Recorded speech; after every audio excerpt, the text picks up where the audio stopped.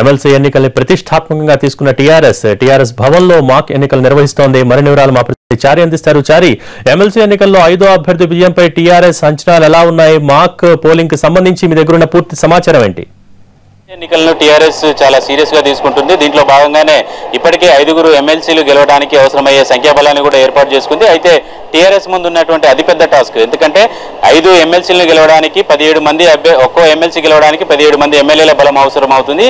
5గురు ఎమ్మెల్సీలు గెలవడానికి సరిపడా 85 మంది ఎమ్మెల్యేల బలం పూర్తి స్థాయిలో ఉంది. ఎమ్మెల్యేలను పోగు చేయడము ఒక ఎత్తు అయితే, సరిపడా సంఖ్యాబలాన్ని సంపాదించుకోవడం మరో ఎత్తు. ఈ సంఖ్యాబలాన్ని సంపాదించుకున్న నేపథ్యంలో ఇప్పుడు పార్టీకి అవసరం ఉన్నటువంటి 85 మంది ఎమ్మెల్యేల ఓటును హక్కు క్లియర్గా, అంటే ఓటు చెల్లే విధంగా ఓటు హక్కు వేయించుకోవడం చాలా ఇంపార్టెంట్ విషయం. టీఆర్ఎస్కు ఇప్పుడు ఇదే పెద్ద టాస్క్గా తీసుకుంటుంది. ఈ నేపథ్యంలోనే ఎవరైతే 85 మంది ఎమ్మెల్యేలు ఉన్నారో 85 మంది ఎమ్మెల్యేలు ఓటు హక్కు వినియోగించుకుంటే ఆ 85 మంది ఓటు హక్కు కూడా పూర్తిగా చెల్లుబాటు అయ్యేటట్టు ఓటు హక్కు వేయాల్సి ఉంటుంది. లేదంటే ఏ ఒక్క ఎమ్మెల్యే కావచ్చు, ఏ ఇద్దరు ఎమ్మెల్యేలు కావచ్చు ఓటు హక్కుని కనుక తప్పుడు రీతిలో కనుక ఓటు హక్కు వినియోగిస్తే ఏదో ఒక అభ్యర్థి ఓటమి పాలకు గురయ్యే అవకాశాలు చాలా స్పష్టంగా కనపడతాయి. కాబట్టి ఉన్నటువంటి 85 మంది ఎమ్మెల్యేలను పూర్తి స్థాయిలో ఓటు హక్కు ఎలా వినియోగించుకోవాలి, ఓటు హక్కు మొదటి ప్రాధాన్య ఓటు ఎవరికి వేయాలి అనే అంశాలన్నిటి మీద కూడా పూర్తి స్థాయిలో టీఆర్ఎస్ శిక్షణ ఇస్తుంది. దీంట్లో భాగంగానే ఈ రోజు శిక్షణ కార్యక్రమాన్ని నిర్వహిస్తుంది. దీంట్లో ఆ శిక్షణ కార్యక్రమంలో భాగంగానే కొద్దిసేపటి క్రితమే సీఎం కేసీఆర్ కూడా టీఆర్ఎస్ భవన్కి వచ్చారు.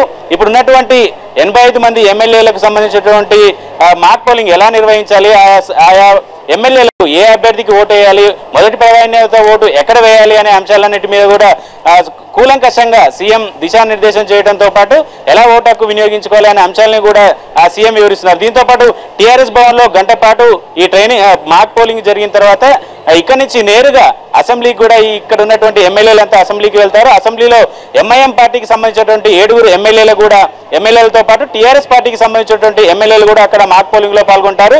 ఓవరాల్ గా టీఆర్ఎస్ ఎమ్మెల్సీ ఎన్నికల్ని ఎంత ప్రతిష్టాత్మకంగా తీసుకుంటుందో అని చెప్పడానికి మాక్ పోలింగ్ అంత ప్రతిష్టాత్మకంగా నిర్వహిస్తున్నటువంటి అంశాలను బట్టే తెలుస్తుంది.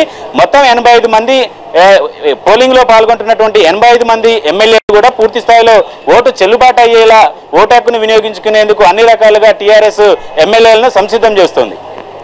Thank you Chari.